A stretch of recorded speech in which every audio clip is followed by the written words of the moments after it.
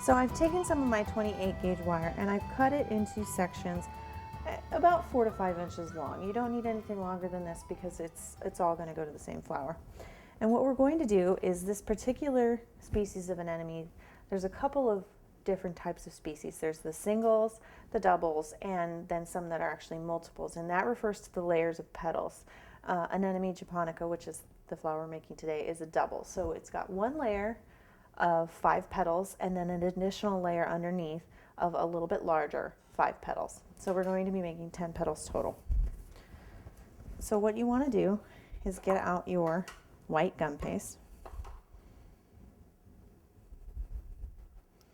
And remember that with this platinum paste, a little bit goes a long, long way. So you want to take some of your white gum paste, and remember that a little bit goes a long way. And we're going to be rolling this pretty thin. You want to keep in mind that these flowers are pretty delicate.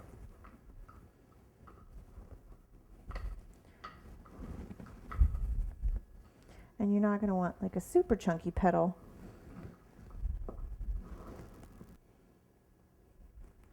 Then peel it up and flip it over because you don't want it to be stuck so hard to the board when you're trying to get those delicate petals out.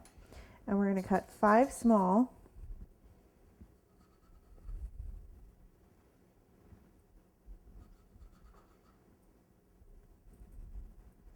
and as many large as we can get out at a time.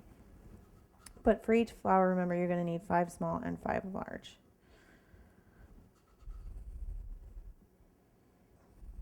And we'll finish cutting the rest later.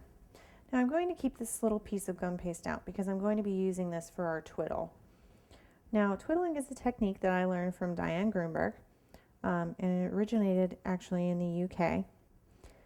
And it really does just revolutionize your flower making. Now, I forgot to mention this before, but if you have some saran wrap or plastic wrap, go ahead and cover up your petals so they stay nice and moist while you're working. Now all we're going to do, actually going to turn this over this way.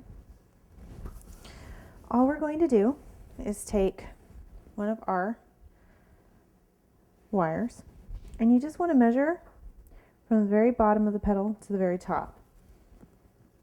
And then taking a pea-size amount of your gum paste, just stick it on your wire about where the bottom of the petal would be.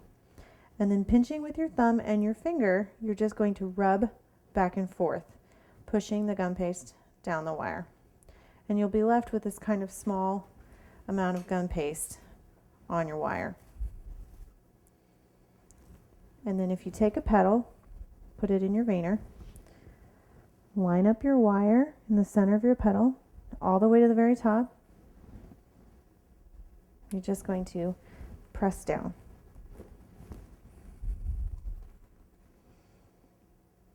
And you can clean off any excess. And don't worry about how flimsy it seems right now. Once it starts to dry, it's going to perk right back up. And then we're going to take it right over here. And with the larger end of our ball tool, we're just going to kind of soften and lightly ruffle those edges. And if you'll notice, I'm starting in the middle, just to one side of the wire, and then going to the other side of the wire. If you run your ball tool right over the top of the wire, you will rip a hole in your petal, so you want to be careful. And for the center petals, basically what I like to do is give them a little bend because they bend kind of towards the center, and lay them in your flower former. And you can do some fun stuff with them if you want. If you want maybe a really kind of frilled petal, so you fold one part of it forward.